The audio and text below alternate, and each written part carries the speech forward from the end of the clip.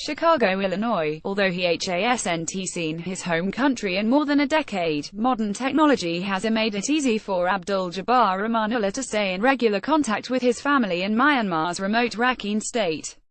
Using email and social media to interact with loved ones has made his life as a refugee now living in Chicago a little easier, even if the latest news coming from his village has been growing increasingly unsettling.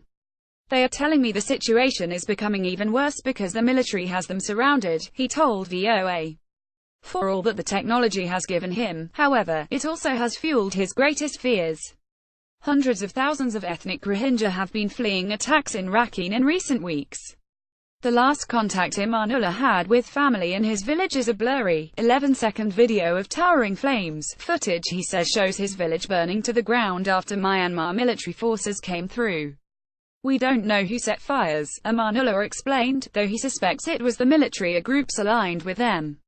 It's difficult for him to verify what's going on in Myanmar because officials restrict access for journalists and aid workers, but hundreds of thousands of ethnic Muslim Rohingya have already fled for neighboring Bangladesh, pushed out of their homes in what the United Nations calls textbook ethnic cleansing by the Myanmar military. Watch Rohingya refugees push U.S. lawmakers to act. Myanmar rejects claims. Myanmar officials reject those claims. They blame arsonists for the burning villages, and say the problems are being exaggerated. As the crisis and blame continue to unfold, many Rohingya in the United States, particularly in Chicago, which is home to the second-largest Rohingya community in the nation, frantically await word from friends and family still in the conflict zone. They search for any hint of news slowly trickling out of the refugee camps in Bangladesh. "The story is very similar from everybody," said Dr. Imran Akbar. "The military is coming in, they are torching the villages, they are shooting the men. There's been countless reports of women being kidnapped, anywhere from 12 years old to older, being kidnapped and carried away and raped. They are not allowed to take anything with them, and the villages are running for the hills." Akbar recently returned to Chicago after visiting several camps in Bangladesh, and shared his first-hand observations with Amanullah and others who gathered at the Rohingya Cultural Center in Chicago. "The lines are miles long waiting for food distribution," he explained to VOA. "It rains there every day. With that there is constant mud and sludge and a lot of times impassable conditions for vehicles. Couple that with not having proper sanitation and not having adequate latrines and so forth, it creates the perfect environment for cholera and other infectious diseases."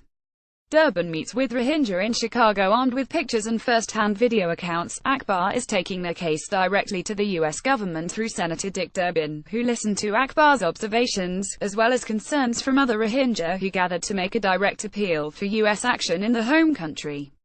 "What we know is this: there is an ethnic cleansing taking place in Myanmar today," Durbin told VOA in an exclusive interview after his meeting with Rohingya community members in Chicago. Durbin wants to immediately terminate military-to-military contact between the United States and Myanmar, something Congress, and the President, currently is evaluating. They should allow UN observers in immediately to see all of the territory in Myanmar currently occupied by the Rohingya people, said Durbin. "There is no excuse for that. Until they allow that to happen, there is no reason the United States should send them aid." Myanmar ambassador meeting Durbin believes finding a way to end the crisis has bipartisan support in Congress, and he says he plans to address the issue himself directly with the Myanmar government. "My task is to really reach out directly to the Myanmar ambassador in Washington and demand that he come and meet with a group of senators who share my concerns, both Democrats and Republicans, about the ethnic cleansing taking place in his country," said Durbin.